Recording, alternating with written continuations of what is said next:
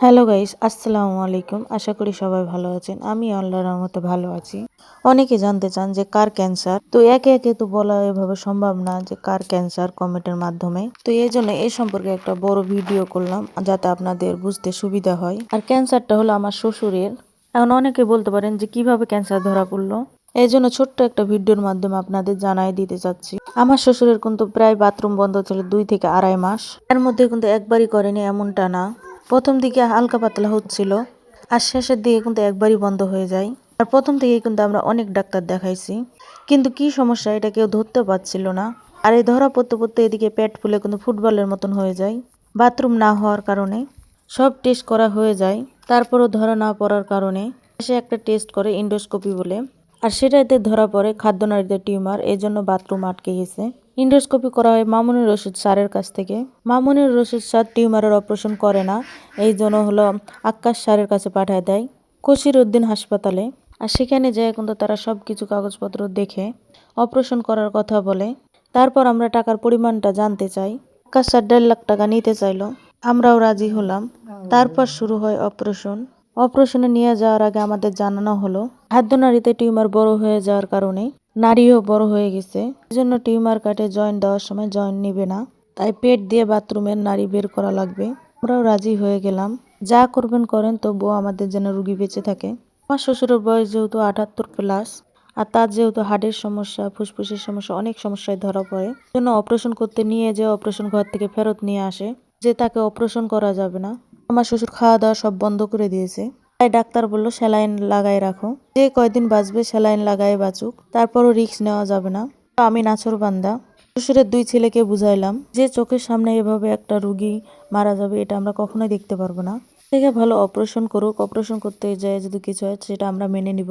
2 ছেলে সুন্দরভাবে বুঝলো আর বাড়ি থেকে অনুমতি নিল। ডাক্তার কিন্তু আমাদের বলেই দিয়েছিল যে অপারেশন করলেও মারা যেতে পারে, আবার এমনি এভাবে রাখলেও পেট বাস্ট হয়ে মারা যেতে পারে। তাই কিন্তু আমরা রিস্ক নিয়ে ডাক্তারকে হাত পা ধরেও কিন্তু বলছি যে অপারেশনটা করেই ফেলেন। কিন্তু আক্কাস স্যার আমাদের এটা বুঝায় যে আপনাদের টাকাও যাবে, মানুষও যাবে, তাই যেভাবে আছে সেভাবেই রাখেন।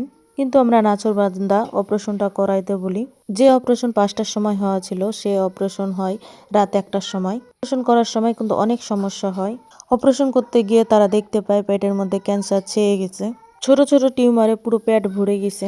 আমাদের দেখে দেখানো হয় যে এই সমস্যা, রুগীর ক্যান্সার হয়েছে। তারপর আমরা দেখে বের হয়ে আসলে রুগীর পুরোপুরি কাজ শেষ করে। আমার শ্বশুর কিন্তু অনেক ধৈর্যশীল মানুষ আর অনেক সাহসী মানুষ। ডাক্তারের যত ভয় পেয়েছিল তার কিছুই হয়নি। আমার শ্বশুর ভয় পেলে কিন্তু প্রেশার হাই হয়ে যেত, আর হার্ট ব্লক হয়ে যেত, স্ট্রোক করতো, তাহলেই কিন্তু অন্য দুর্ঘটনা ঘটতে পারতো। কিন্তু আল্লাহর রহমতে আমার শ্বশুর অনেক ধৈর্যশীল মানুষ আর অনেক সাহসী, তাই তো সুস্থভাবে সে বের হয়ে আসতে পারে। আর অপারেশনটাও কিন্তু সাকসেসভাবে হয়। আর আমরা প্রায় 8-9 দিনের মতন হসপিটালের মধ্যেই ছিলাম।